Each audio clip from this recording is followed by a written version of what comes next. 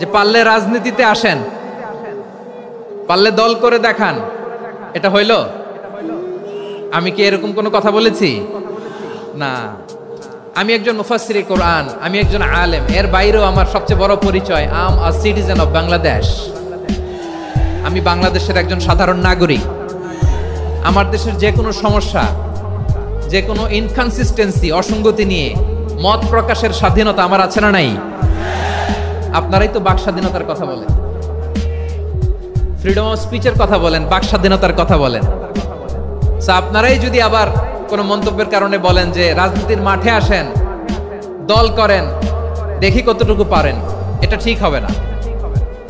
তাই প্রিয় ভাইয়ের, আসুন আমরা দল মত নির্বিশেষে কাঁধে কাঁধ মিলিয়ে সোনার বাংলাদেশ গড়ি, দুর্নীতি মুক্ত বাংলাদেশ গড়ি, যে বাংলাদেশের জন্য রক্ত দিয়েছে আবু সাইদ,